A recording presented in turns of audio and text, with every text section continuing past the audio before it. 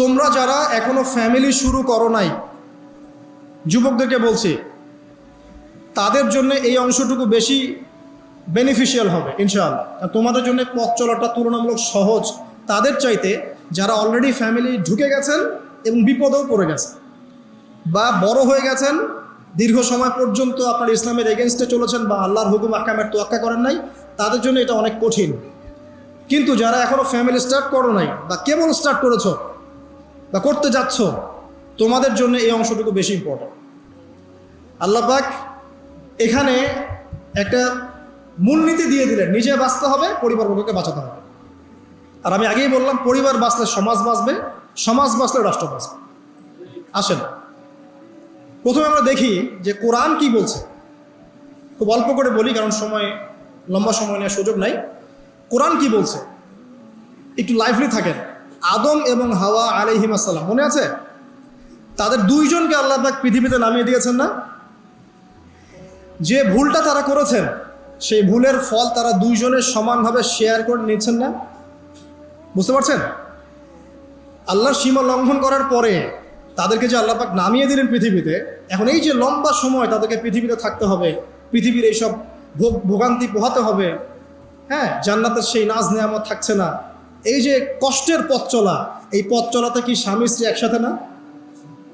এভাবে যদি পরিবারের স্বামী এবং স্ত্রীরা তাদের জীবনের উদ্দেশ্যটা ফিক্স করতে পারে এবং সমস্ত বাধা বিপত্তিকে হাসি মুখে একসাথে ডিঙাতে পারে, পরিবারে শান্তি আছে। যদি না পারে, তাহলে বুঝবেন যে সে আদর্শ স্বামী ছিল না, অথবা সে আদর্শ স্ত্রী ছিল না। এখান থেকে শিক্ষা হচ্ছে, দুইজনের জীবনের উদ্দেশ্য একই রকম হতে হবে, দুইজনের লাইফের মিশন সেম হতে হবে, তখন আপনি পরিবারে শান্তি পাবেন ইনশাআল্লাহ। যদি না হয়, তাহলে আপনি বিয়ের মধ্যে ভুল করেছেন। অতএব এই জায়গায় নসিহতটা প্রথম নেন। তারপরে চলে আসেন নূহ আলাইহিস সালাম, মনে আছে নাম? তার একজন ছেলে ছিল, সে কি মুমিন ছিল? পড়েন নাই? সে কিন্তু মুমিন ছিল না, সে অস্বীকারী ছিল। তার নূহ আলাইহিস সালামের স্ত্রী, সে কি মুসলিম ছিল? চিন্তা করতে পারেন, একজন নবীর স্ত্রী মুসলিম নন, একজন নবীর ছেলে, তিনি আল্লাহর আদেশের পরোয়া করছেন না। আল্লাহ বলছেন লাইসা মিন আহলিক, এই ছেলে তোমার পরিবারের কেউ না। নূহ আলাইহিস সালাম বলছেন, হে আল্লাহ, সে আমার পরিবারের একজন, তাকে ক্ষমা করে দাও। আল্লাহ বলছেন লাইসা মিন আহলিক, সে তোমার পরিবারের কেউ না। নবী পরিবারের সদস্য হওয়া সত্ত্বেও লূত আলাইহিস সালামের স্ত্রী, সে কি জান্নাতি না জাহান্নামী? তাহলে এখানে বোঝেন যে নবী পরিবার হলেও যদি ব্যক্তিগত পর্যায়ে মানুষের মধ্যে ঈমান ইসলাম না থাকে, তাহলে এইসব বংশের পরিচয়, রক্ত, বর্ণ, জাতীয়তাবাদ, ভাষা, এগুলো মানুষকে আল্লাহর আযাব থেকে বাঁচাতে পারবে। নবীর পরিবারের সদস্য হওয়া সত্ত্বেও তারা জাহান্নামে আছে। শ্রোতা হারিম পড়ে। তাহলে আমাদের কাজ কি? নিজের চটকাটা তেল দেওয়া ভালো করে।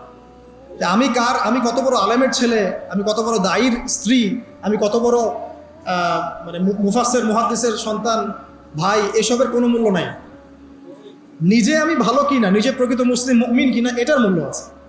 এই কারণেই হয়তো আমাদের নবী সাল্লাল্লাহু আলাইহি ওয়াসাল্লাম তার মেয়ে ফাতিমা রাদিয়াল্লাহু আনহাকে বলছেন, হে ফাতিমা, হে আমার কলিজার টুকরা মেয়ে, হে আমার কলিজার টুকরা মেয়ে, তুমি শোনো, পৃথিবীতে আমার কাছে যা চাওয়ার তুমি চেয়ে নাও, পরকালে আমি তোমার কোনো হেল্প করতে পারছি না। অথচ আমরা জানি নবী সাল্লাল্লাহু আলাইহি ওয়াসাল্লাম সবার জন্য কি করবেন? সুপারিশ করবেন, সেটা অন্য বিষয়। তোমাকে তোমার হিসাব একাই দিতে হবে, নবী সাল্লাল্লাহু আলাইহি ওয়াসাল্লাম এটা বলছেন। একদিন তিনি বাসায় ঢুকলেন, দেখছেন আয়েশা রাদিয়াল্লাহু আনহা কান্নাকাটি করছে। আয়েশা, আর বলে রাখি, আয়েশা রাদিয়াল্লাহু আনহা সম্পর্কে আমাদের নবীজি বলেছেন, তাকে প্রশ্ন করা হচ্ছে, আপনি পৃথিবীতে সবচেয়ে বেশি কাকে ভালোবাসেন? তিনি বলছেন আয়েশাকে। তারপরে কাকে ভালোবাসেন? আবু বকর। তারপর কাকে ভালোবাসেন? ওমর। কথা বুঝতে পারছেন? তো সেই আয়েশা রাদিয়াল্লাহু আনহা বাসায় কান্নাকাটি করছেন। তিনি বলছেন, কি জন্য কাঁদছো হে আয়েশা? আয়েশা রাদিয়াল্লাহু আনহা বলছেন, জাহান্নামের আযাবের ভয়ে আমি কাঁদছি। কি হবে ইয়া রাসূলুল্লাহ আমাদের সে সময়? তখন আল্লাহর নবী তার স্ত্রীকে বলছেন, যাকে তিনি সবচেয়ে বেশি ভালোবাসেন, তাকে বলছেন, তিনটা ক্ষেত্র বা তিনটা জায়গা আছে যখন পৃথিবীর কোনো মানুষকে চিনতে পারবে না পরকালে, এমনকি আমিও তোমাকে চিনতে পারবো না। সেটা কি? যখন এই যে মিজানের পাল্লাটা দাঁড় করানো হবে, এই যে এটা ভারী হচ্ছে না, হালকা হচ্ছে, এই সময় কেউ কাউকে চিনবে না, কারো কথা কারো মনে থাকবে না। যে গার্লফ্রেন্ডের জন্য আপনি জীবন দিচ্ছেন তার কথা আপনার মনে থাকবে না। যে স্ত্রী সন্তানের জন্য আপনি সারা জীবন দুর্নীতি করে গেলেন তার কথা আপনার মনে থাকবে না। এমনকি যে স্ত্রীর কাছে আপনি অনেক প্রেমময় স্বামী সেও আপনার কথা মনে রাখবে না যখন মিজানের পাল্লাটা উঁচু করা। 2, যখন আমল নামা ছুড়ে দেওয়া হবে, আমল নামা এভাবে উন্মুক্ত করে ছুড়ে দেওয়া হবে, ইকরা কিতাবাক, তুমি আজকে তোমার কিতাব পড়ো, ওয়া কাফা বিনাফসিকা আল-ইয়াওমা আলাইকা হাসিবা, আজকে তুমি নিজেই তোমার নফসের হিসাব নেওয়ার জন্য যথেষ্ট। এই সময় আয়েশা আমি তোমার কথা মনে রাখতে পারবো। একটা হচ্ছে যখন মানুষ পুলসিরাত পার হবে তখন কেউ কারো কথা মনে রাখতে পারবে। এখান থেকে শিক্ষা কি? নূহ আলাইহিস সালামের পরিবারের সদস্য হয়েও তারা আল্লাহর আনুগত্য না করার কারণে জাহান্নামে যাচ্ছেন। লূত আলাইহিস সালামের পরিবারের সদস্য হয়েও ঈমান না আনার কারণে তারা কি করছেন? জাহান্নামে যাচ্ছেন। আমাদের শিক্ষা হচ্ছে আমাদের পরিবারগুলোর যে আমাদের এই বংশ, আমাদের এই যে টাকা পয়সা, স্ট্যাটাস, রং, হ্যাঁ, বাড়ি গাড়ি, পলিটিক্যাল পদ, কোনো কিছুই আমাদেরকে আল্লাহর আযাব থেকে বাঁচাতে পারবে না যদি আমরা প্রকৃত মুসলিম মুমিন না হতে পারি। তো পরিবারের সদস্যদেরকে আল্লাহ পাক ঈমানদার হওয়ার তৌফিক এনায়েত করুন। বর্তমান বিশ্ব এমন একটা জায়গায় দাঁড়িয়ে আছে যার প্রত্যেকটা ডিপার্টমেন্ট ফিতনা এবং ফাসাদ দিয়ে ভর্তি। যে কোনো টপিক চুজ করেন, পরিবার, সমাজ, ধর্ম, রাজনীতি, অর্থনীতি, এমন কোনো সেক্টর নাই যেটা এখন ফিতনা এবং ফাসাদ মুক্ত। প্রত্যেকটা সেক্টরই ফিতনা এবং ফাসাদ। ফাসাদ ধর্মের মধ্যেও আছে, ফাসাদ আজকে পরিবারগুলোর মধ্যেও আছে, ফাসাদ এখনকার সমাজগুলোতে আছে, অর্থনীতির মধ্যে আছে এবং পলিটিক্সেও আছে। যেমনটা ফেরেশতারা বলেছিলেন আল্লাহ রাব্বুল আলামিনকে যে আতাজআলু ফিহা মান ইউফসিদু ফিহা ওয়া ইয়াসফিকুদ দিমা, হে আল্লাহ, আপনি কি এমন কাউকে পৃথিবীতে পাঠাতে চাচ্ছেন যে পৃথিবীতে গিয়ে ফিতনা এবং ফাসাদ সৃষ্টি করবে অথবা রক্তপাত ঘটাবে? কার ব্যাপারে এই কথা বলা হয়েছে? আদম সন্তানের ব্যাপারে। আল্লাহ পাক যখন ফেরেশতাদেরকে ডেকে বললেন, ওয়াইয ক্বালা রাব্বুকা লিল মালায়েকা, যখন ফেরেশতাদেরকে তোমার রব বললেন ইন্নী জাঈলুন ফিল আরদি খলিফা, আমি পৃথিবীতে আমার খলিফা পাঠাতে চাই, তখন ফেরেশতাদের উত্তর ছিল এমন, আতাজআলু ফিহা মান ইউফসিদু ফিহা ওয়া ইয়াসফিকুদ দিমা, হে আল্লাহ, আপনি কি এমন কাউকে পৃথিবীতে পাঠাবেন যে পৃথিবীতে গিয়ে ফিতনা এবং ফাসাদ সৃষ্টি করবে এবং রক্তপাত ঘটাবে? ওয়া নাহনু নুসাব্বিহু বিহামদিক ওয়া নুকদ্দিসু লাক, অথচ আমরা ফেরেশতারাই তো আপনার হামদ, সানা, স্তুতি এগুলো বর্ণনা করছি এবং আপনার পবিত্রতার জয়গান গাচ্ছি। তো আল্লাহ পাক এখানে বলছিলেন যে ইন্নী আ'লামু মা লা তা'লামুন, আমি যা জানি তোমরা তা জানো না। তো এখন বিশ্বের দিকে তাকালে আমরা দেখতে পারি ফেরেশতাদের কথা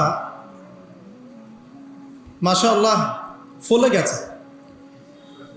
আপনি ধর্মের দিকে তাকিয়ে দেখেন, দেখবেন ধর্মের মধ্যে অনেক বিভক্তি সৃষ্টি হয়েছে। আল্লাহ পাকই হচ্ছেন প্রত্যেক আদম সন্তানের একমাত্র রব, তিনি ছাড়া আর কোনো রব নাই। আছে? তারপরেও ধর্মীয় কনসেপ্টে আমরা বিভিন্ন মতবাদে বিভক্ত হয়ে গেছে এবং প্রত্যেক ধর্মগ্রন্থ যদি পড়েন, একটু টুকটাক পড়েন, আপনি দেখবেন প্রত্যেকটা ধর্মগ্রন্থেই বলা হচ্ছে যে আল্লাহ একজন, আল্লাহ একজন। যে কোনো ধর্মগ্রন্থ হাতে নেন, দেখবেন আল্লাহ একজন। শুধু তাই নয়, বড় বড় রিলিজিয়নগুলোর রিলিজিয়াস স্ক্রিপচার্স যেগুলো আছে, ধর্মগ্রন্থ যেগুলো আছে, সেখানে মুহাম্মদ সাল্লাল্লাহু আলাইহি ওয়াসাল্লাম যে শেষ নবী সেটাও বলে দেওয়া আছে। তাহলে এর পরেও এত শততা বিভক্ত কেন আমরা?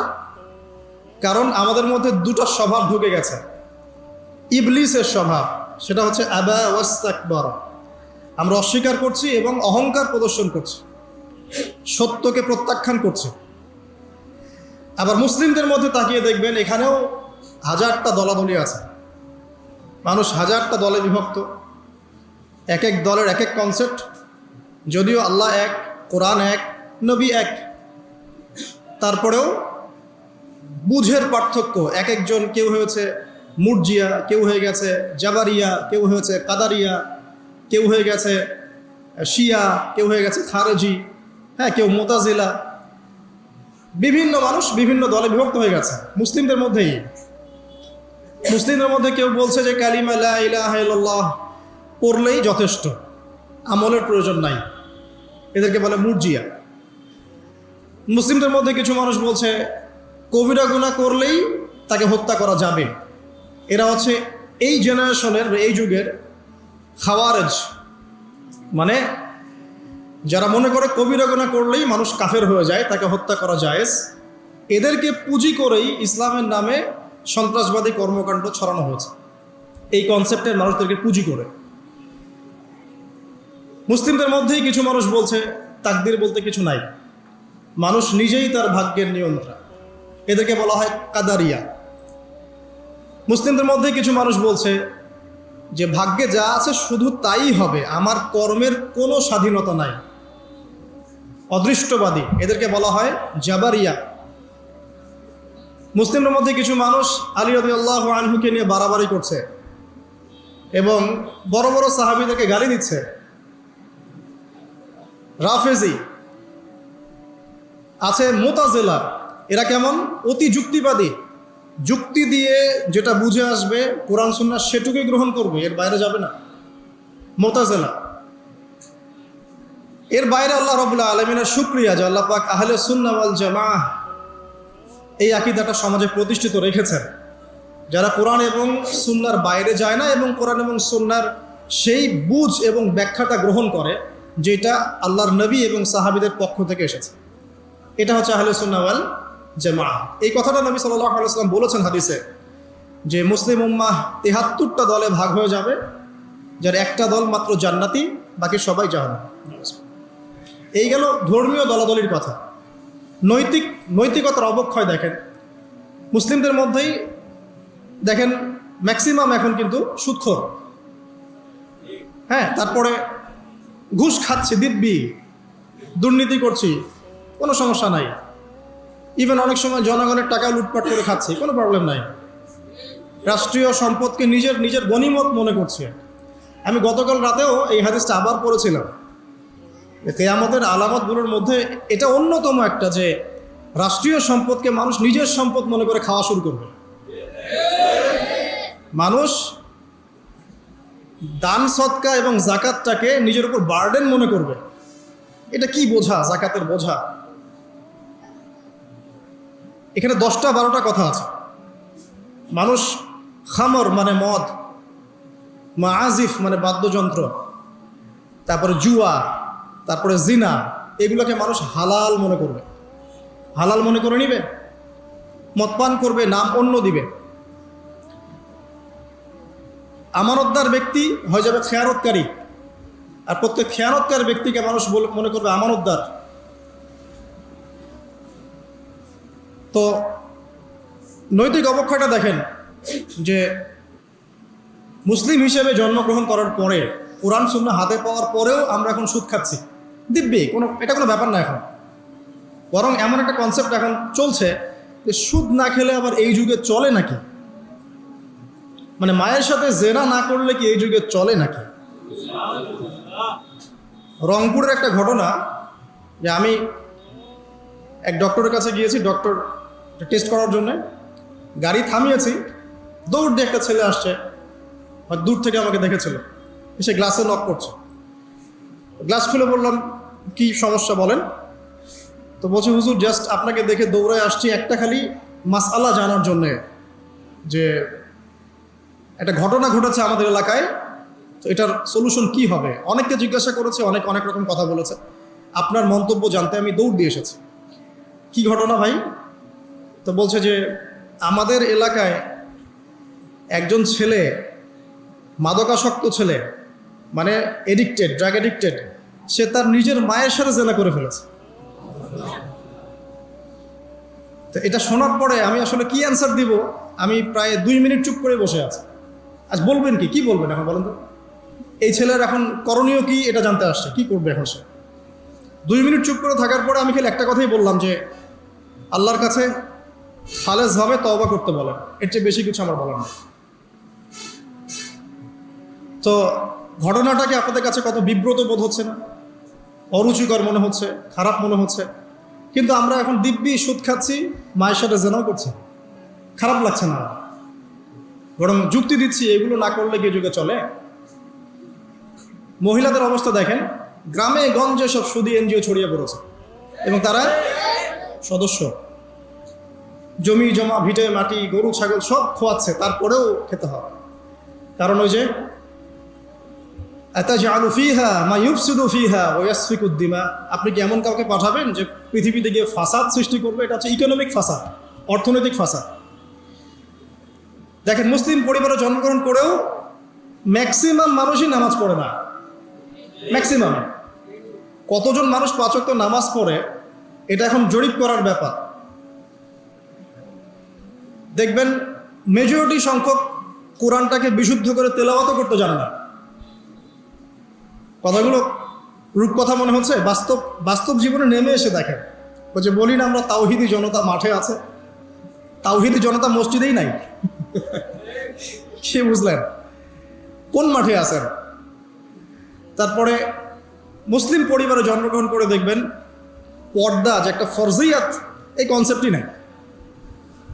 বরং এখন চেতনা এমন যে গায়ের জামা কাপড় ছিঁড়ে খুলে ফেলতে পারলে বাঁচি, মানে এখন এই যুগ চলছে। একটু আমি দেখাচ্ছি যে কীভাবে এই জায়গায় আসছে। দেখেন, একটা সময় ছিল যে মানুষ এই যে সিগারেট খেত, স্মোক করতো। আমরা ওই জেনারেশনটা দেখেছি যে স্মোক করতো চুপ চুপ চুপ করে, ওই চায়ের দোকানের কর্নারে, এই বাথরুমে ঢুকে, ওই মাঠের ওই কর্নারে গিয়ে, কেউ যেন দেখে না ফেলে। তারপরে কয়েক বছর পর পরিস্থিতি একটু পরিবর্তন হলো, ওপেন স্মোকিং, সবাই ভাইয়ের সাথেও স্মোকিং, বন্ধুর সাথে স্মোকিং, পরে বাবার সাথেও দেখা যায় ছেলে স্মোকিং। এই একটা যুগ আসলো দেখেন। তারপরে আস্তে আস্তে নতুন নতুন মদ আসতে লাগলো, গাঁজা, হেরোইন, প্যাথেডিন, হ্যাঁ, হুইস্কি ইত্যাদি ইত্যাদি, ফেন্সিডিল, ইয়াবা। এখন ইয়াবার যুগ, আরও আপগ্রেডেড কোনো মদ আসছে। এখন সিগারেট টিকেট কোনো বিষয় না, এগুলো তো ফ্যাশন। যদি কেউ ইয়াবা খায় তাহলে বলা হচ্ছে হ্যাঁ এ মাদক সেবী। আর বাই দ্য ওয়ে, আমাদের দেশে কিন্তু নিবন্ধিত 190টা বারও আছে, হ্যাঁ, এবং দেশি 204টা ব্র্যান্ড চলছে, আর বিদেশে 38টা ব্র্যান্ড চলছে। পারমিট পেয়েছে 85,070 জন। এবং এই মাদক সংশ্লিষ্ট এনজিও আছে প্রায় 76।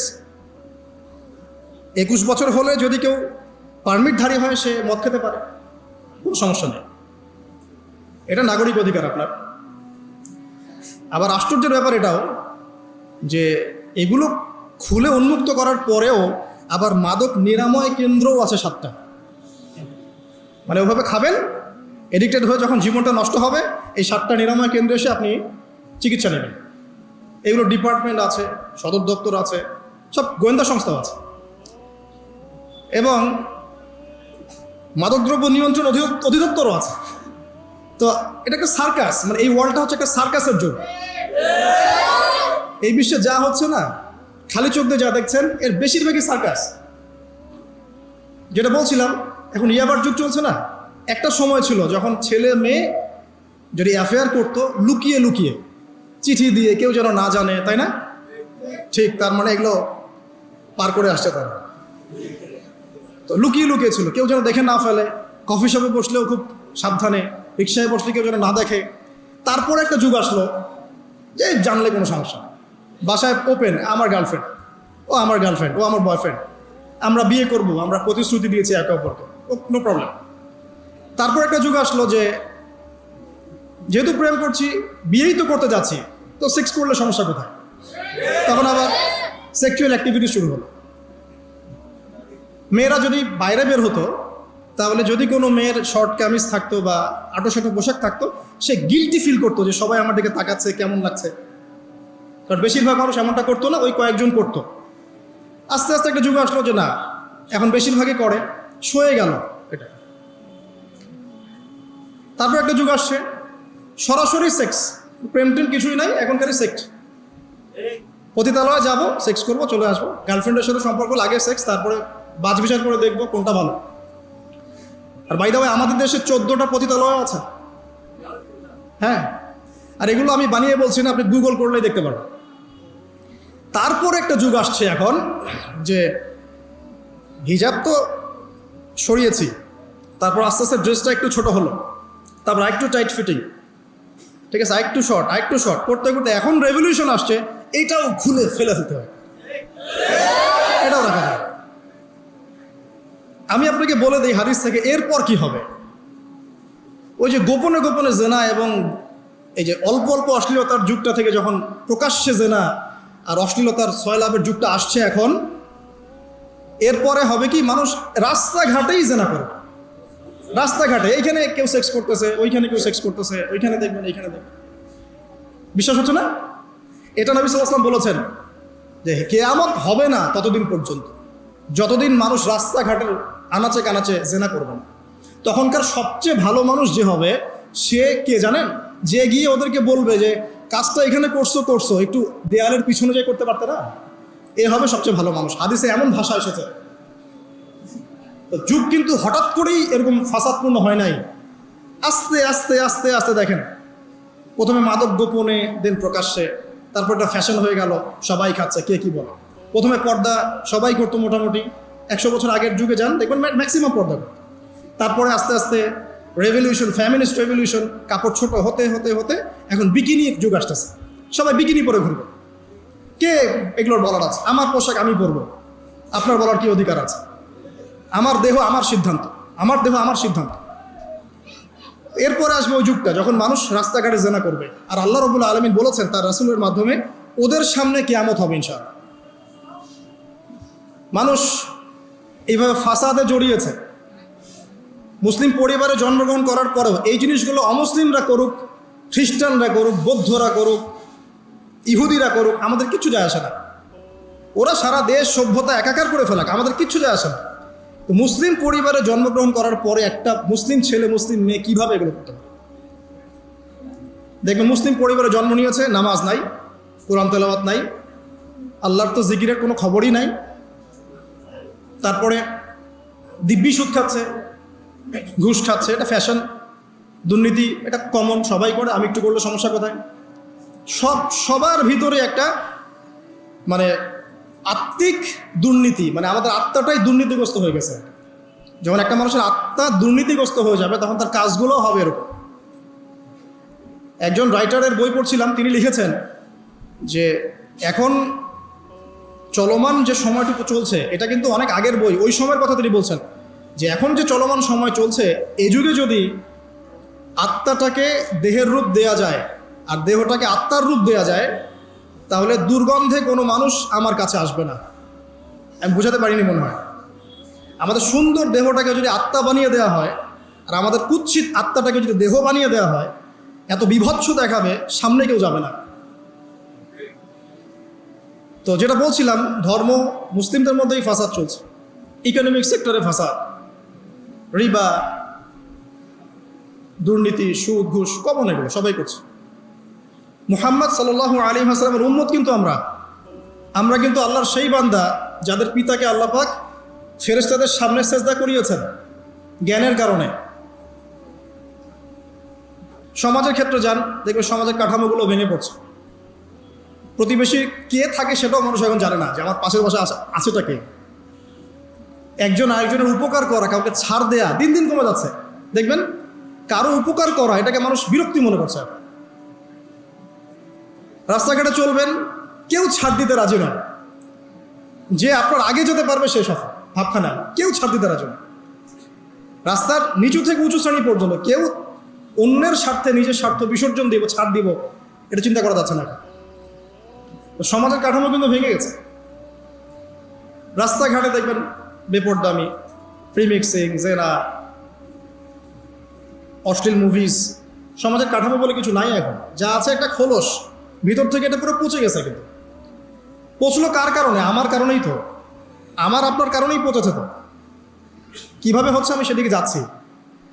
পলিটিক্সে যান, গ্লোবাল অ্যাফেয়ার্সে যান, ফাসাদ আর ফাসাদ।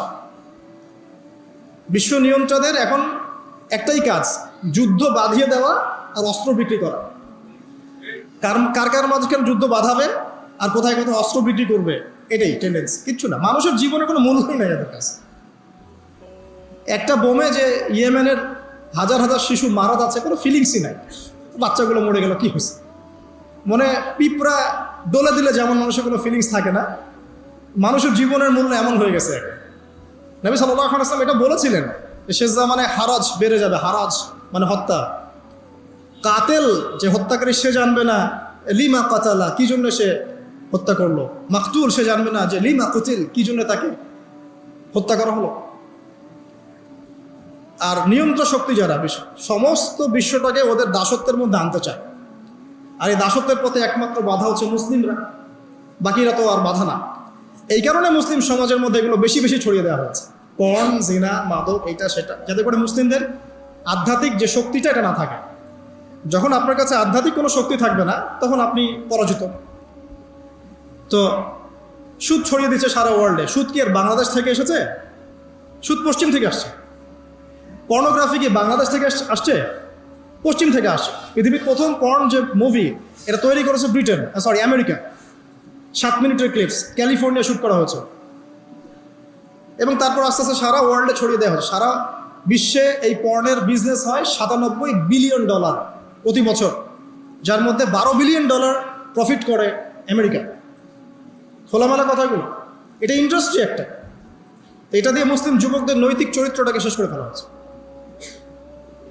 আমাকে খুব ভালো মনে হচ্ছে, আপনাকে খুব ভালো মনে হচ্ছে, অমুক হুজুরকে খুব ভালো মনে হচ্ছে। চোখে এসব পড়ে নাই এমন একটা মানুষ খুঁজে পাওয়া যাবে না এই যুগে, এটা আমার বক্তব্য। ইল্লা মাশাআল্লাহ, ইল্লা মাশাআল্লাহ। যদি এমন কেউ থেকে থাকেন যে এইসব মানে কি বলবো, ইন্টারনেট সেকশনের সাথে কোনো সম্পর্কই নাই, তার ব্যাপারটা হয়তো ভিন্ন। বাকি সবার চোখে এগুলো পড়ছে এবং এটা কমন। এবং এগুলো কিন্তু দিন দিন গ্রামে বাড়ছে বেশি। কারণ কি, শহরের মানুষ এগুলো দেখতে একটু অভ্যস্ত, যে মেয়েরা এমনিই হাঁটে, অমনিই হাঁটে, এইরকমই ড্রেস পরে। আর গ্রামে তো এইসব কম ছিল। যখন গ্রামে এই পর্ন চলে গেছে, তখন গ্রামের যুবককে আর কে ঠেকায়। এখন সে প্রতিদিন দেখা যাচ্ছে গ্রামে গঞ্জে ধর্ষণ বাড়ছে। মেয়ে ওর কাছে একটা ভোগের বস্তু, পশুত্ব আর দমন করতে পারছে না, আক্রমণ। আর এসবের যেহেতু ইসলামিক কোনো বিচার হচ্ছে না, ইসলামিক লস কেমন, যে একজন চুরি করেছে, জুমার দিন নামাজ হবে, নামাজের পরে সমস্ত এলাকার লোকজন দাঁড়িয়ে থাকবে, সমস্ত এলাকার লোকজনের সামনে তার হাতটা কেটে ফেলে দেবে। এলাকার সব লোক দেখবে যে চুরি করলে এই শাস্তি হয়, ও ভয় আর চুরি করতে যাবে। কেউ কাউকে অন্যায়ভাবে হত্যা করেছে, তারও কেসাস করতে হবে, এবং সেটা সবাই জানবে যে ও হত্যা করেছে, এ তাকে কেসাস করেছে। কেউ কারো চোখ উপরে ফেলেছে, ওরও চোখ। কেউ কারো হাত ভেঙে ফেলেছে, ওরও হাত। হাতের বদলে হাত, চোখের বদলে চোখ, কানের বদলে কান, কেসাস। ধর্ষণ করেছে, জনসমক্ষে সবার সামনে নিয়ে এসে দেন কোর্ট বসে সাক্ষী প্রমাণ নিয়ে মৃত্যুদণ্ড। সবাই দেখবে যে মৃত্যুদণ্ড। প্রয়োজনে এই যে প্রজেক্টর লাগিয়ে দেখাতে, এই যে এই কাজ করেছে, এই শাস্তি। রাস্তাঘাটে ইফটিজিং হচ্ছে, মোবাইল কোর্ট থাকবে, ইফটিজিং হচ্ছে, রিপোর্ট প্রমাণ ধরা হবে, সাথে সাথে বিচার। এরকম একটা মাস করলে পরে দেখবেন অপরাধের মাত্রা বাড়ে না কম। আল্লাহর কসম করে বলছি, এটা ইনশাআল্লাহ 80% কমে যাবে ইনশাআল্লাহ। কিন্তু এটা করলে কি হবে জানেন? ওই যে পশ্চিমে বসে আছে বিশ্ব নিয়ন্ত্রণ সংস্থা, ওরা বলবে যে এই স্টেটের দিকে নজর রাখ, এরা মৌলবাদী হয়ে যাচ্ছে, এরা সন্ত্রাসী হচ্ছে, মানবাধিকার লঙ্ঘন করছে, ইত্যাদি ইত্যাদি। অর্থাৎ তুমি মিয়া সারা বিশ্বের মধ্যে লাখ লাখ মানুষকে বোম মেরে হত্যা করে দাও, তোমার মানবাধিকার লঙ্ঘন হয় না? তো সবখানেই ফাঁসা। হকটাকে মানুষ বাতিল মনে করছে, বাতিলকে মানুষ হক মনে করছে। সত্যবাদী তাকে মিথ্যাবাদী বলা হচ্ছে, মিথ্যাবাদীকে সত্যবাদী বলা হয়। এখানে মুসলিমদের জীবনের মূল্য কমে গেছে।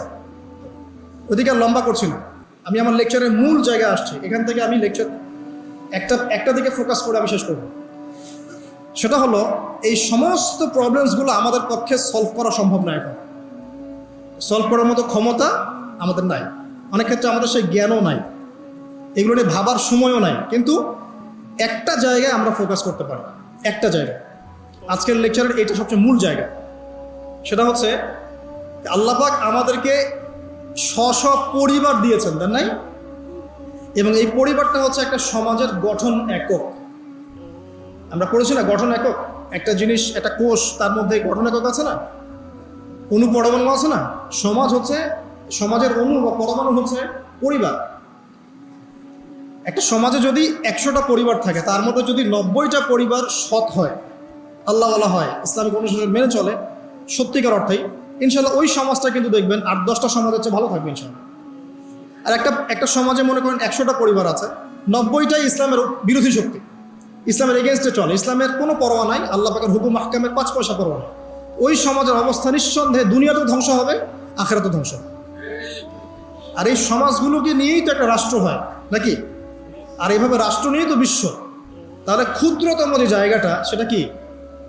পরিবার। এই জায়গায় আল্লাহ পাক আপনাকে কর্তৃত্ব দিয়েছেন। এখানে কিন্তু আপনার উপর লাঠি কেউ ঘোরাচ্ছে না। আপনি অ্যাজ এ বাবা আপনি পরিবারের কর্তা, অ্যাজ এ স্বামী আপনি পরিবারের কর্তা, ভাই আপনি পরিবারের কর্তা। আমাদের প্রথম স্টার্টিংটা এই ফ্যামিলি থেকে করা উচিত।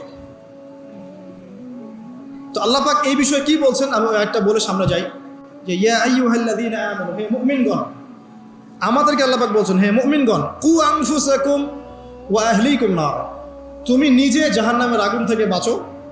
আগে নিজের চরকায় তুমি তেল দাও, নিজে জাহান্নামের আগুন থেকে বাঁচো। ওয়া আহলিকুম নার, তোমার যে পরিবারবর্গ আছে এদেরকে জাহান্নাম থেকে বাঁচাও। এই বাঁচানোটা কেমন দেখেন, আপনাদের বাসায় ছোট ছোট বাচ্চা কাচ্চা আছে না? আছে তো। একটা বাচ্চা যদি আগুন ধরতে যায়, ধরেন ও বোঝে না যে আগুন কেমন হবে, ছোট বাচ্চা, আল্লাহ না করুক, সে ধরেন একটা কয়েল ধরতে যাচ্ছে, কয়লা ধরতে যাচ্ছে, হ্যাঁ, আগুন হাত দিতে যাচ্ছে, তো আপনি কি করবেন? আপনি তাকে সেভ করার চেষ্টা করবেন।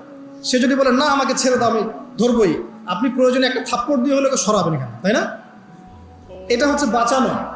আপনি আপনার শিশুটাকে এই যে হাতে আগুন নেওয়া থেকে বাঁচালেন। আল্লাহ পাক এটা বলছেন নিজে বাঁচো, পরিবার বর্গকেও বাঁচাও। পরিবার বর্গ যদি শুনতে না চায়, না আমি জেনা করব, না আমি গান শুনবো, না আমি মদ খাবই, হ্যাঁ, না আমি এইটা করবো ওইটা করবো, যদি আপনি বুঝে থাকেন যে আপনার কথাটা হক, শাসন করে হলেও তো তাকে বারণ করতে হবে। এখানে আল্লাহ পাকের নসিহত হচ্ছে তোমরা নিজেরা জাহান্নামের আগুন থেকে বাঁচো, পরিবার বর্গকে বাঁচাও।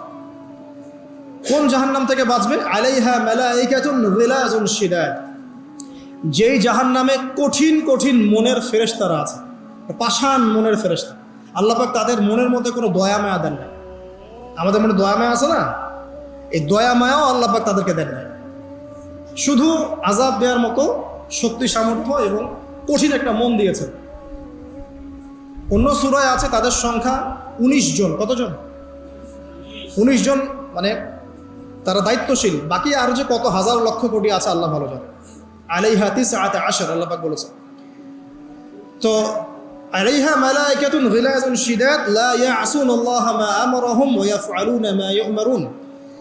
আল্লাহ পাক ওই ফেরেশতাদেরকে যে আদেশ করেন সেই আদেশ পালনে তারা বিন্দু মাত্র গাফিলতি করে না। এইসব ফেরেশতা থেকে যারা জাহান্নামের প্রহরী, এই জাহান্নাম থেকে তুমি নিজে বাঁচো, তোমার পরিবারকে বাঁচো। এই জায়গায় আসে। এখন তোমরা যারা এখনো ফ্যামিলি শুরু করো নাই, যুবকদেরকে বলছি, তাদের জন্য এই অংশটুকু বেশি বেনিফিশিয়াল হবে ইনশাআল্লাহ। তোমাদের জন্য পথ চলাটা তুলনামূলক সহজ তাদের চাইতে যারা অলরেডি ফ্যামিলি ঢুকে গেছেন এবং বিপদেও পড়ে গেছেন, বা বড় হয়ে গেছেন, দীর্ঘ সময় পর্যন্ত আপনার ইসলামের এগেনস্টে চলেছেন, বা আল্লাহর হুকুম আহকামের তোয়াক্কা করেন নাই, তাদের জন্য এটা অনেক কঠিন। কিন্তু যারা এখনও ফ্যামিলি স্টার্ট করো নাই, বা কেবল স্টার্ট করেছ বা করতে যাচ্ছ, তোমাদের জন্য এই অংশটুকু বেশি ইম্পর্টেন্ট। আল্লাহ পাক এখানে একটা মূলনীতি দিয়ে দিলেন, নিজে বাঁচতে হবে, পরিবারবর্গকে বাঁচাতে হবে। আর আমি আগেই বললাম, পরিবার বাঁচলে সমাজ বাঁচবে, সমাজ বাঁচলে রাষ্ট্র বাঁচবে। আসেন প্রথমে আমরা দেখি যে কোরআন কি বলছে। খুব অল্প করে বলি, কারণ লম্বা সময় নেওয়ার সুযোগ নাই। কোরআন কি বলছে একটু লাইভলি থাকেন। আদম এবং হাওয়া আলাইহিম আসসালাম, মনে আছে? তাদের দুইজনকে আল্লাহ পাক পৃথিবীতে নামিয়ে দিয়েছেন না? যে ভুলটা তারা করেছেন সেই ভুলের ফল তারা দুইজনের সমানভাবে শেয়ার করে নিচ্ছেন না? বুঝতে পারছেন? আল্লাহর সীমা লঙ্ঘন করার পরে তাদেরকে যে আল্লাহ পাক নামিয়ে দিলেন পৃথিবীতে, এখন এই যে লম্বা সময় তাদেরকে পৃথিবীতে থাকতে হবে, পৃথিবীর এইসব ভোগান্তি পোহাতে হবে, হ্যাঁ, জান্নাতের সেই নাজ নেয়ামত থাকছে না, এই যে কষ্টের পথ চলা, এই পথ চলাতে কি স্বামী স্ত্রী একসাথে না? এভাবে যদি পরিবারের স্বামী এবং স্ত্রীরা তাদের জীবনের উদ্দেশ্যটা ফিক্স করতে পারে এবং সমস্ত বাধা বিপত্তিকে হাসি মুখে একসাথে ডিঙাতে পারে, পরিবারে শান্তি আছে।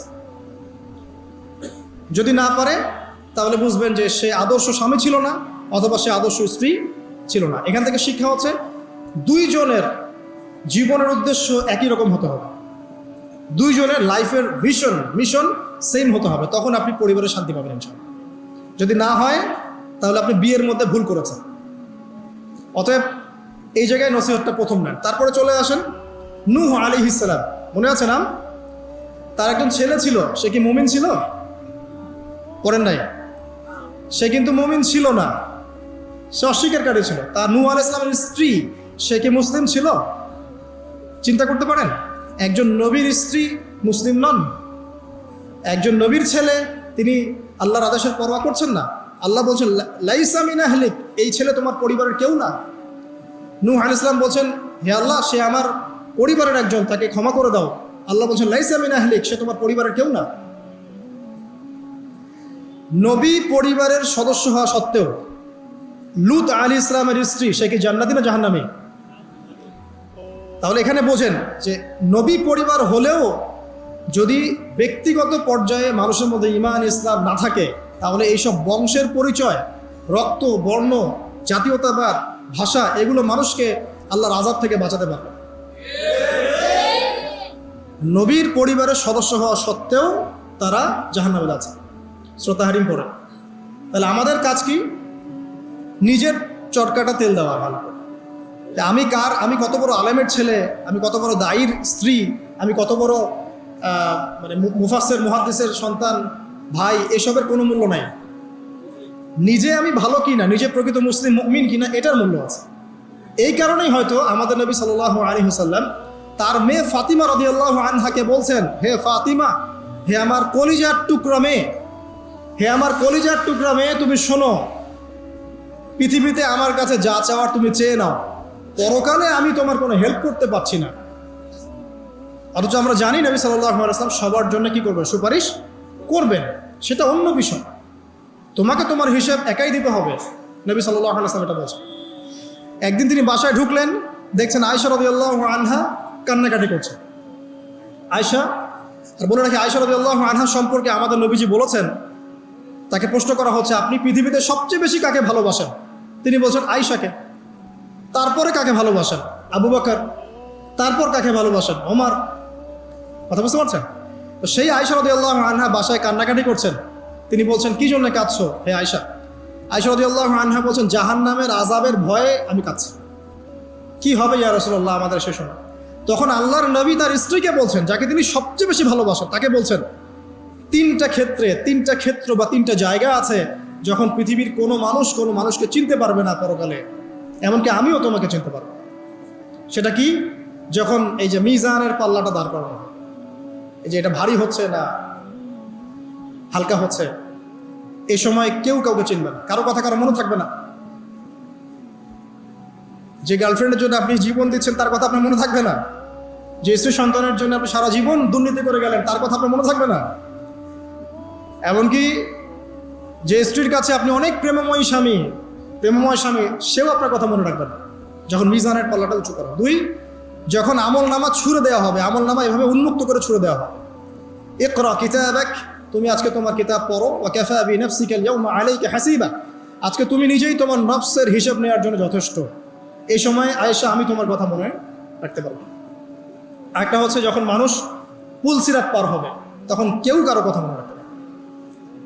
এখান থেকে শিক্ষা কি? নূহ আলাইহিস সালামের পরিবারের সদস্য হয়েও তারা আল্লাহর আনুগত্য না করার কারণে জাহান্নামে যাচ্ছেন। লূত আলাইহিস সালামের পরিবারের সদস্য হয়েও ঈমান না আনার কারণে তারা কি করছেন? জাহান্নামে যাচ্ছেন। আমাদের শিক্ষা হচ্ছে আমাদের পরিবারগুলোর, যে আমাদের এই বংশ, আমাদের এই যে টাকা পয়সা, স্ট্যাটাস, রং, হ্যাঁ, বাড়ি গাড়ি, পলিটিক্যাল পদ, কোনো কিছুই আমাদেরকে আল্লাহর আযাব থেকে বাঁচাতে পারবে না যদি আমরা প্রকৃত মুসলিম মুমিন না হতে পারি। তো পরিবারের সদস্যদেরকে আল্লাহ পাক ঈমানদার হওয়ার তৌফিক এনায়েত করুন। এবার আসেন সামনে, আরও সামনে যান। দেখেন, ওই যে ইব্রাহিম আলাইহিস সালাম, দেখেছেন, মনে আছে? বাবা হচ্ছে ওই সমাজের সবচেয়ে বড় লিডারের ডান হাত, নমরুদের ডান হাত। সে হচ্ছে মূর্তি পূজারীদের সর্দার, মানে মূর্তি সে বানাতো, স্ট্যাচু মেকার। ইব্রাহিম আলাইহিস সালামকে আল্লাহ পাক ওই ঘরেই জন্ম দিয়েছেন যেখানে তার বাবা একজন শিরকের কাণ্ডারি। ইব্রাহিম আলাইহিস সালাম তাকে বোঝানোর চেষ্টা করলেন, বাবা এটা শিরক, এটা শয়তানের কাজ, এখান থেকে ফিরে আসো, আমি তোমার জন্য আল্লাহর কাছে দোয়া করবো ইত্যাদি। বাবা তার কথা শুনলো না। এটা তো এমন না যে তিনি শুধু একবার বলেছেন, তিনি হয়তো বলতেই ছিলেন, একদিন দুই দিন না, কিন্তু বলতেই আছে।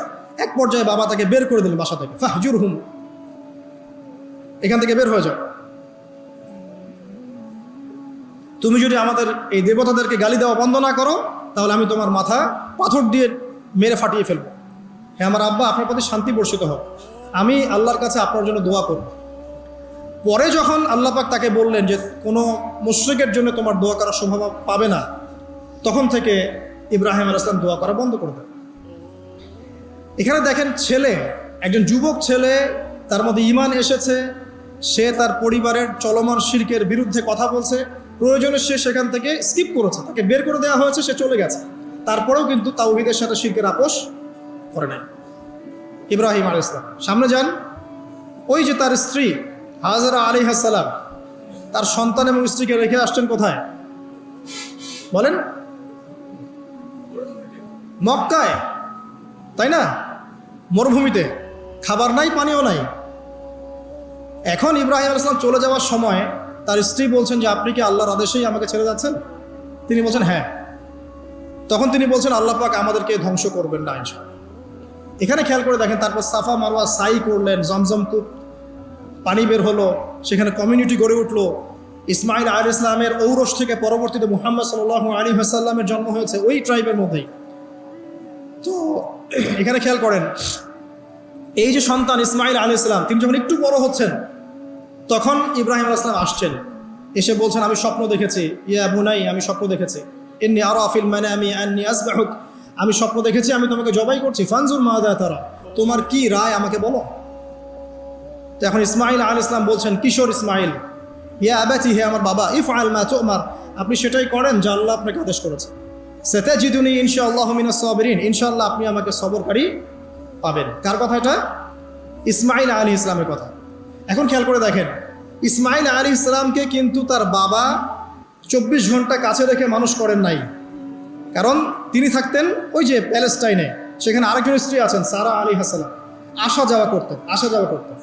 মূলত তাকে মানুষ করেছে তার মা হাজারা আলাইহিস সালাম, যেই সবরকারী, আল্লাহর প্রতি তাওয়াক্কুলকারী মা বলেছিল আল্লাহ যদি আপনাকে আদেশ করে থাকেন আমাদেরকে ছেড়ে যাওয়ার জন্যে, সেই আল্লাহ আমাদেরকে ধ্বংস করবেন না। ওই যে তাওয়াক্কুল, ওই যে সবর, তার গর্ভ থেকে আল্লাহ পাক জন্ম দিয়েছেন ইসমাইল আলাইহিস সালাম। যেমন মা তেমন সন্তান, যে সন্তান বলছে আমাকে জবাই করতে যদি আল্লাহ পাক আদেশ করে থাকেন আপনি করেন। তো ঘরের মধ্যে স্ত্রীরা, আমাদের ঘরের স্ত্রীরা যদি হাজারা আলাইহিস সালামের মতো না হতে পারে, সবরকারিনী এবং আল্লাহর প্রতি তাওয়াক্কুলকারিনী, আমাদের বোনেরা, আমাদের মায়েরা যদি হাজারা আলাইহিস সালামের মতো সবরকারিনী হতে না পারে, আল্লাহর প্রতি তাওয়াক্কুলকারী হতে না পারে, তাহলে তাদের গর্ভ থেকে কোশ্চিনকালেও ইসমাইলের জন্ম হবে না। কথা বুঝতে পারছেন? তাদের গর্ভ থেকে কোশ্চিনকালেও ইসমাইলের মতো সন্তানের জন্ম হবে না এবং ইসমাইলি প্রজন্ম গড়ে উঠবে না। এই জন্যই আপনি তাকিয়ে দেখেন, ম্যাক্সিমাম পরিবারের সন্তান এখন বেলাইনে চলে গেছে। কারণ কি জানেন? মায়ের সমস্যা আছে, শুধু বাপেই সমস্যা থাকে না, মায়েও সমস্যা থাকে। মায়ের ফিতরাত সন্তানের মধ্যে চলে আসে। তো নারীরা যদি আল্লাহর আনুগত্যশীলা না হয়, মুমিনা মুসলিমা, 5 ওয়াক্ত নামাজ পড়া, লজ্জাস্থানের হেফাজত করা, খাস পর্দা করা, হ্যাঁ, স্বামীর আনুগত্যকারী, প্রেমময়ী, তারা যদি না হতে পারে, সবরকারিনী, তাওয়াক্কুলকারিনী, তাহলে ওই মায়েদের গর্ভ থেকে আপনি ইসমাইলের মতো সন্তান কিন্তু পাবেন না। ইল্লা মাশাআল্লাহ, ইল্লা মাশাআল্লাহ। আরো সামনে যান, দেখেন নবী মুসা আলাইহিস সালাম একজন ব্যক্তিকে একটা ঘুষি দিয়েছেন, সেই ব্যক্তি ওইখানে স্পট ডেড, আর ফেরাউনের লোকজন তাকে ধাওয়া করছে। মুসা আলাইহিস সালাম মিশর থেকে চলে গেলেন মাদিয়ান নামক জায়গায়। মাদিয়ানে আরেকজন নবী আছেন, তার নাম হচ্ছে শুআয়ব আলাইহিস সালাম। সেখানে গিয়ে তিনি গাছের নিচে বসে আছেন, দেখলেন দুজন মেয়ে দূরে দাঁড়িয়ে আছে, পানি নেয়ার মতো চান্স পাচ্ছে না। ওই কওমের লোকজনের শক্তি বেশি, তো তিনি একটু শক্তিশালী ছিলেন মুসা আলাইহিস সালাম। তিনি গেলেন, গিয়ে শক্তি খাটিয়ে ওদেরকে পানির ব্যবস্থা করে দিলেন, দিয়ে আবার সেই গাছের এখানে এসে বসলেন, বসে আল্লাহর কাছে দোয়া করছেন, রব্বি, হে আমার রব, লিমা আনজালতা ইলাইয়া মিন খাইরিন ফাকির। এখানে কিন্তু তার কোনো গৃহ নাই, থাকার জায়গা নেই, খাবার কিছু নাই, কোনো পরিচিত কেউ নাই, একদম নিঃস্ব শূন্য হাতে হাত উঁচু করে আল্লাহর কাছে বলছেন, রব্বি ইন্নী লিমা আনজালতা ইলাইয়া মিন খায়রিন ফাকির। হে আল্লাহ, আপনি আমার উপর যে অনুগ্রহটা বর্ষণ করবেন, আমি এর জন্য ভিখারি হয়ে বসে আছি। এবার আল্লাহ পাক ওই একটা মেয়েকে পাঠালেন। ওই মেয়েটা আসলো লাজুক ভঙ্গিতে, লজ্জাশীলতা, চোখ নিচু করে। এই যে এখনকার এই যে ব্লাউজ ছাড়া শাড়ি পরা জেনারেশন না, এরা চক্ষু নিচু করে আসলেন। এই হাঁটাটাকে আল্লাহ পাক প্রশংসা করেছেন। সে লজ্জাশীলতার সাথে হেঁটে আসলো, এসে মুসা আলাইহিস সালামের সামনে দাঁড়িয়ে চক্ষু নিচু করে বলল যে আমার বাবা আপনাকে ডাকছেন, আমার বাবা আপনাকে ডাকছেন। এই লজ্জাশীলতা মেয়েদের মধ্যে কোথায় পাবেন এখন? একটা হাদিস আছে, যখন তোমার মধ্যে লজ্জা থাকবে না, তোমার দ্বারা যে কোনো পাপ করা সম্ভব। হাদিস আছে, যে কোনো পাপ করা সম্ভব। বিকিনি পরেও কয়দিন পর ঘুরবে এরা, আমি বলে দিচ্ছি, দেখে নিন ইনশাআল্লাহ। এবং এই আন্দোলন করতে করতে এক পর্যায়ে এমন একটা অবস্থা হবে, দেখবেন যে ওটা পরেও রাস্তায় ঘুরছে। মানে ওরা দেশটাকে ওই আমেরিকান এবং ব্রিটেনদের পশ্চিমা সংস্কৃতির রঙে সাজাতে চায়। আর এই নোংরা অসভ্যতার নাম দিয়েছে প্রগতিশীলতা। শয়তান অনেক বেশি প্রগতিশীল ছিল এবং এখনো আছেও। ওই মেয়ের হেঁটে আসাটাকে আল্লাহ পাক প্রশংসা করছেন। আসার পরে তিনি যখন বলছেন আমার বাবা আপনাকে ডাকছেন, তিনি গেলেন, তখন ওই শুআয়ব আলাইহিস সালাম বলছেন যে আমার এই দুই মেয়ের মধ্যে একজনকে আমি তোমার সাথে বিয়ে দিতে চাই। মুসা আলাইহিস সালাম সেখানে বিয়ে করলেন। শর্ত হচ্ছে 8 থেকে 10 বছর, 8 থেকে 10 বছর তাকে তার ফার্মে চাকরি করতে হবে, কৃষিকাজ মানে গবাদি পশুর। এখানে 8 থেকে 10 বছর তাকে সার্ভিস দিতে হবে, এটাই মোহর। তো এটা আমি এখন বুঝি যে মুসা আলাইহিস সালামকে আল্লাহ পাক এই যে রাখালের কাজ করিয়েছেন কেন জানেন? কারণ এই কাজগুলো মানুষের ধৈর্য বাড়ায়। মুসা আলাইহিস সালামকে পরে আল্লাহ পাক বড় একটা দায়িত্ব দিবেন, এই কারণে তাকে ট্রেনিং দিচ্ছেন এখানে। তাকে আরো বড় একটা জাতিকে সামলাতে হবে যারা আরো অনেক বেশি উদ্ধত, অনেক বেশি গবাদি পশুর মতো। তারা কারা? ওই যে বনু ইসরাইল। চোখের সামনে দেখলো আল্লাহ পাক ফিরআউনকে ডুবিয়ে দিলেন, তারপর 40 দিনের মধ্যে আবার শিরক করা শুরু করে দিল। আমাদের নবী মুহাম্মদ সাল্লাল্লাহু আলাইহি সাল্লামকে একজন কষ্ট দিয়েছিল। তো কষ্টটা এত ডাইরেক্ট দিয়েছে, এসে বলেছে আপনি ইনসাফ করেন, হে মুহাম্মদ সাল্লাল্লাহু আলাইহি ওয়াসাল্লাম, আপনি ইনসাফ করেন, আপনি ইনসাফ করছেন না। তো সাহাবীদের চোখ মুখ লাল হয়ে গেল যে এত বড় কথা নবীকে বলে। তখন নবী সাল্লাল্লাহু আলাইহি ওয়াসাল্লাম বলছেন, দাঁড়াও, আমার ভাই মুসাকে তার কওম আরো অনেক বেশি কষ্ট দিয়েছে। মানে মুসা আলাইহিস সালামের কষ্টের কথা চিন্তা করে আমাদের নবী সান্ত্বনা নিচ্ছেন, যেটা তো কিছুই না। মুসা আলাইহিস সালামকে তার কওম আরো অনেক বেশি কষ্ট দিয়েছে। তো এই কওমকে সঠিক পথে চালানোর জন্য আল্লাহ পাক 8 বছর তাকে রাখালি করিয়েছেন। আপনারা জানেন কিনা জানি না যে বেশিরভাগ নবী কিন্তু কৃষিকাজ করেছেন, জানেন? তো যারা কৃষিকাজ করছেন আপনারা এখানে নিজেকে হীনমন্যতায় ভোগার, ছোট মনে করার কোনো সুযোগ নাই। আপনি একটা নোবেল প্রফেশনের মধ্যে আছেন, খাঁটি প্রফেশনের মধ্যে আছেন, ঠিক আছে? তো দেখেন, এবার মুসা আলাইহিস সালাম একজন ভালো গার্ডিয়ান পেলেন, তার নাম শুআয়ব আলাইহিস সালাম। সেখানে বাড়ি পেলেন, সেখানকার জামাই, তিনি চাকরি করছেন, মানে তার সব কিছুই অনুকূলে। ওই যে দোয়া কিন্তু কবুল হয়ে গেল। সতী পুত পবিত্র একটা মেয়ে আল্লাহ পাক তাকে দিয়ে দিলেন। কারণ মুসা আলাইহিস সালাম ছিলেন অনেস্ট, মুসা আলাইহিস সালাম ছিলেন একটা সৎ ব্যক্তি, অনেস্ট, যিনি কখনো অশ্লীল কোনো পথে পা বাড়ান নাই। ঠিক তেমন একজন মেয়েকে আল্লাহ পাক তার জীবন সঙ্গিনী করে দিলেন। তাই আমাদের শিক্ষা হচ্ছে, আমরা যদি নিজেদেরকে পবিত্র রাখতে পারি, তোমাদেরকে বলছে ইনশাআল্লাহ তুমি তোমার জীবনে পুত পবিত্র নেককার স্ত্রী পাবে। কিন্তু তোমরা যদি এখনকার এইসব প্রলোভনে পড়ে জেনা, মদ, পর্ন, হাবিজাবি সব কিছুর মধ্যে ঢুকে যাও, মাদক ইত্যাদির মধ্যে, পুত পবিত্র নারী আসবে না। দেখবা যে এমন নারী তোমার জীবনে আসছে যে নিজেও পবিত্র না। কিফা কিরম, আল্লাহ পাক ব্যালেন্স করেন সবসময়, ইল্লা মাশাআল্লাহ। শুধু তাই নয়, শুআয়ব আলাইহিস সালামের মতো একজন গার্ডিয়ান তিনি পেলেন, যিনি তাকে দিনের পথে হেল্প করলেন। পরবর্তীতে মুসা আলাইহিস সালাম নবী হলেন। এখান থেকে একটা প্রমাণ আছে, দলিল, সেটা হলো বাড়ির গার্ডিয়ান যদি দিনদার হয়, শুআয়ব আলাইহিস সালামের মতো সাপোর্টিং হয়, পরিবারবর্গকে দিনের জন্য সাপোর্ট করছে, সেই পরিবারের মধ্যে শান্তি আসবে সব। এবং সেই পরিবারের যুবকরা সৌভাগ্যবান, যুবতীরাও সৌভাগ্যবান, সেই পরিবারের সন্তান সন্ততিরা সৌভাগ্যবান। তাই পরিবারের গার্ডিয়ান যারা আছেন, আজকের খুতবা শুনছেন, আপনারা সাপোর্টিভ হন, পরিবারকে দিনের ক্ষেত্রে সাপোর্ট দেন, একটা ভালো প্যারেন্টিং করেন, মানে সন্তানদেরকে সুন্দর প্যারেন্টিংসের মধ্যে নিয়ে আসেন।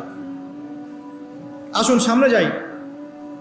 এবার একটু কনক্লুশনের দিকে যাচ্ছে, আসেন। তো কোরআনের পরতে পরতে এরকম দলিল আছে। আরও দেখবেন ইয়াকুব আলাইহিস সালাম মৃত্যুবরণ করছেন, সন্তানদেরকে ডেকে বলছেন যে আমার পরে তোমরা কার ইবাদত করবে। মানে তিনি কনসিয়াস যে আমার পরে বাচ্চা কাচ্চারা আবার যেন বিভ্রান্ত হয়ে না যায়, তোমরা কার ইবাদত করবে ডেকে বলছেন। আর আমরা ওই সময় ডেকে বলতাম যে আমার ব্যাংকেরে 10 কোটি টাকা আছে, 1 কোটি ওকে দিস, 1 কোটি ওকে দিস, হ্যাঁ আমার জমি জমা এগুলা আছে, ওকে এটা দিস, ওকে এটা দিস। উনি ডেকে বলছেন তোমরা আমার পর কার ইবাদত করবে।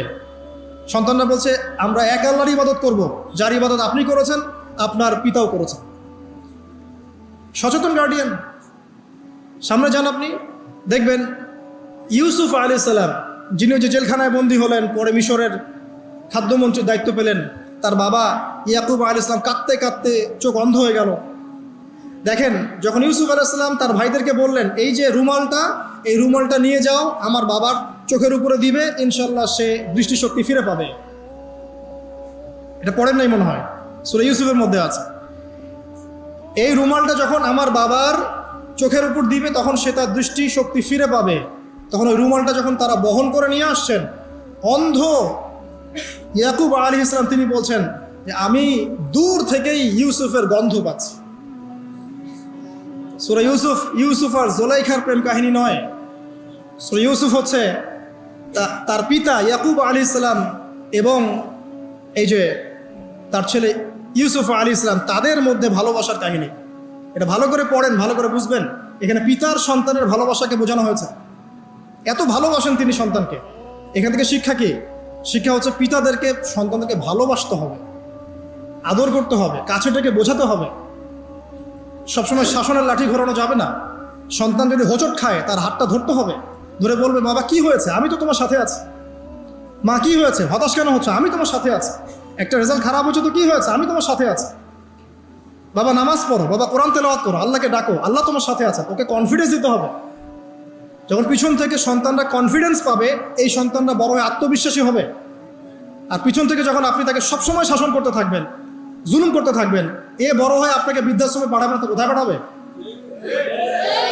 সন্তানকে ভালোবাসতে হবে। এটা বলে রাখি, এখানে দেশে আবার 30টা বৃদ্ধাশ্রমও আছে। ইসলামে বৃদ্ধাশ্রমের কোনো জায়গা নাই। আর এখন আমি চলমান একটা পত্রিকা রিপোর্ট দেখলাম গুগলে, নাম করা পত্রিকা, নাম বলছি না। তারা বলছে এখন বৃদ্ধাশ্রম সময়ের দাবি। বৃদ্ধাশ্রম এখন সময়ের দাবি, নাউজুবিল্লাহ।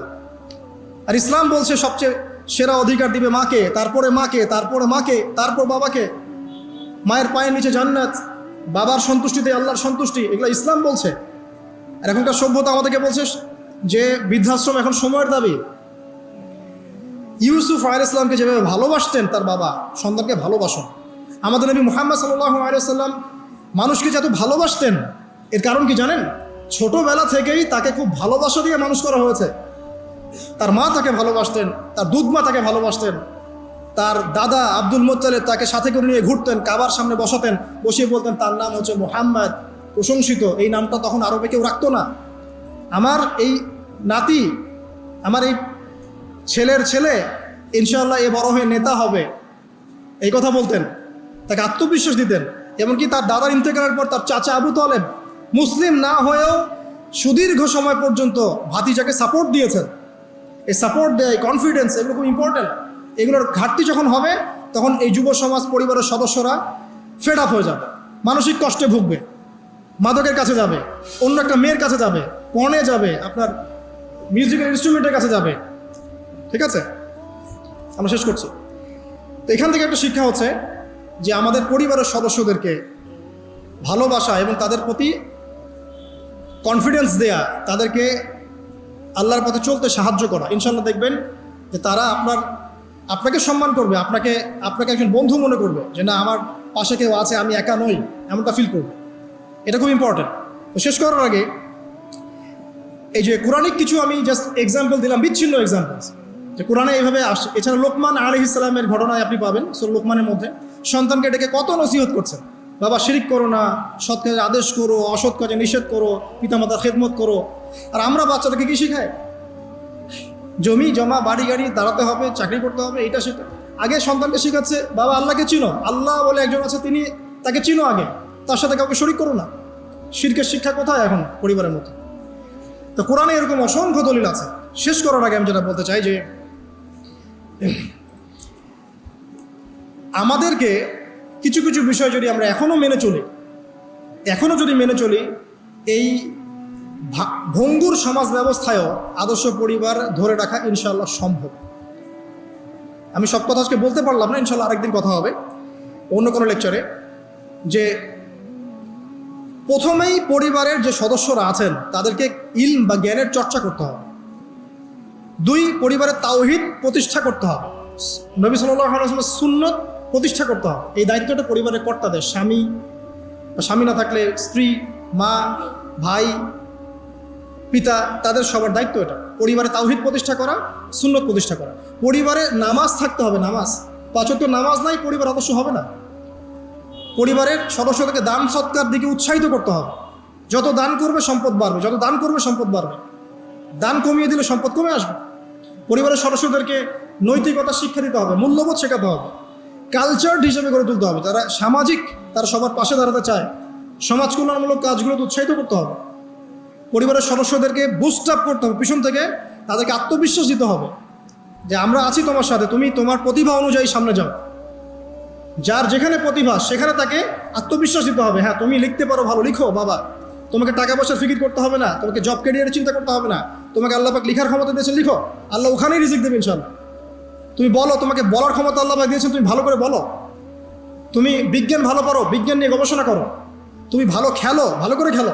মানে আপনাকে ওর প্রতিভা অনুযায়ী আপনাকে বুস্ট আপ করতে হবে, ইসলামিক রুলস মেনেই। 5 বাসায় পর্দার বিধান চালু করতে হবে যাদের মধ্যে নাই, এবং এটাকে শক্ত করে ধরতে হবে। এটা হেলায় ফেলা ছেড়ে দেওয়া যাবে না। বাসার মধ্যে অপসংস্কৃতি যেগুলো আছে, বাইরের কালচার যেগুলো ঢোকে, এগুলো রাস্তা বন্ধ করতে হবে। ইন্টারনেট সেকশনগুলোকে লিমিটেড করতে হবে। এবং যা দেখবেন সবাই একসাথে দেখবেন, ড্রয়িং রুমে বসে। স্মার্টফোন এতে অ্যাভেলেবেল করে দিবেন না। এমনও কান্ট্রি আছে 18 বছর না হলে কেউ ফোন ইউজ করতে পারে না, আর আমাদের জন্মের পর থেকেই ফোন। বাচ্চার ওই ফোনটা দেওয়া মানে তার মস্তিষ্ক ড্যামারেজ, শেষ। দেখেন আপনি ফোনের কারণে যে কত পাপ করতেছে আল্লাহ। এবং ফোনকে আমরা এখন আর কন্ট্রোল করছি না, ফোনই আমাদেরকে কন্ট্রোল করছে। এইগুলো বন্ধ করতে হবে। বাসার সদস্যদের খাওয়া দাওয়ার দিকে ফোকাস করতে হবে, তারা কি খাচ্ছে, কেমন খাবার খাচ্ছে, ফ্রেশ ফুডের ব্যবস্থা করতে হবে। কালচার্ড কথা বলতে হবে, সুন্দর করে কথা বলতে হবে তাদের সাথে। ঝগড়াঝাটি এগুলো দেখে যখন তারা অভ্যস্ত হয়ে যাবে তখন তো নৈতিকতার অবক্ষয় ঘটবেই। আরও কিছু বিষয় আছে, যেমন পরিবারে হৃদ্যতা, ভালোবাসা পিতামাতার মধ্যে আছে কিনা, স্বামী স্ত্রীর মধ্যে আছে কিনা, এই বিষয়টা যেন ছোটদেরকে ইফেক্ট না করে খেয়াল রাখতে হবে। এভাবে যখন ইফেক্টিভ প্যারেন্টিং আসবে, পরিবার রিজিক হালাল, সলাত আছে, কোরআন আছে, জিকির আছে, তারা সমাজ কল্যাণমূলক কাজ করছে, ইসলামিক কমিউনিটির মধ্যে আছে, হ্যাঁ, সবার সাথে একটা হৃদ্যতাপূর্ণ সম্পর্ক আছে, তখন দেখবেন এই পরিবারের সন্তানরা ইনশাআল্লাহ পরবর্তীতে গিয়ে ভালো কিছু করবে ইনশাআল্লাহ। এই পরিবারের মেয়েরা ইনশাআল্লাহ শালীন হবে, এবং তারা যখন অন্য কোনো ঘরে যাবে ওই পরিবারও ঠিক থাকবে ইনশাআল্লাহ। তো দিনের জ্ঞান, আমল, হালাল রিজিক, সুন্দর প্যারেন্টিংস, এগুলোর মধ্য দিয়ে আমরা আদর্শ পরিবার গড়তে পারবো ইনশাআল্লাহ আযজা ওয়া জাল্লা। আল্লাহ পাক আমাদের সবাইকে তৌফিক এনায়েত করুন। আমি লেকচারটা এখানে শেষ করছি। তো শেষ করার আগে আমি জাস্ট একটা বই সাজেস্ট করবো আপনাদেরকে। আমার হাতে একটা বই আছে, ইনশাআল্লাহ পরবর্তীতে কোনো এক জুমায় বা কোনো একটা সেমিনারে ইনশাআল্লাহ শুধুমাত্র এই বইটার উপরে আমি আলাদা একটা স্বতন্ত্র লেকচার বা সেমিনারের আয়োজন করবো ইনশাআল্লাহ। বইটার নাম হচ্ছে প্যারেন্টিং, জাস্ট সন্তান প্রতিপালন। জাস্ট দেখাচ্ছি বইটা, জাস্ট সন্তান প্রতিপালন, প্যারেন্টিং। এটা টোটালি ইসলামিক বই, আমি এমন করে বলছি না যে এটা ইসলামিক মূলনীতি এখানে একপেশেভাবে উপস্থাপন করা হয়েছে, এমন নয় বিষয়টা। কারণ সমস্ত পরিবেশ পরিস্থিতি সাথে মিলিয়ে এ যুগে কীভাবে আপনি একজন সফল পিতা হবেন, সফল মা হবেন, সন্তানকে কীভাবে প্রতিপালন করবেন, এই বিষয়গুলো এখানে সুন্দর করে দেওয়া আছে। তো বইটা আপনারা কিনতে পারেন, আল্লাহ পাক আপনাদেরকে তৌফিক দান করেন। এগুলো আমি আমার নিজে থেকেই বলছি, এটা বলতে আমাকে উৎসাহিত করেন, আমি নিজে থেকেই বলছি, বইটা আমি পড়েছি, ভালো লেগেছে। তো আমরা দোয়া করি আল্লাহ পাক আমাদের সবাইকে আদর্শ ইসলামিক পরিবার গড়ে দিন, আমিন। এবং যারা এখনো পরিবারে যায় নাই তাদেরকে আল্লাহ পাক সুন্দর, দিনদার, পবিত্র, নেককার স্ত্রী আল্লাহ পাক দান করুন। আমরা দোয়া করি যারা পরিবার গঠন করে ফেলেছেন এখন, তাদের মধ্যে যে ভুল ত্রুটিগুলো হচ্ছে এগুলোকে সংশোধন করার তৌফিক আল্লাহ পাক দান করুন। পরিবারের মধ্যে দিনী জ্ঞানের চর্চা আল্লাহ পাক বাড়িয়ে দিন। পরিবারের মধ্যে তালিমের ব্যবস্থা করুন। পরিবারে হৃদ্যতা ভালোবাসার ব্যবস্থা করুন, বন্ধন শক্তিশালী করুন। আরও বলবো যে পরিবারের মধ্যে হালাল রিজিক আল্লাহ পাক ঢুকিয়ে দিন, হারাম থেকে বাঁচান।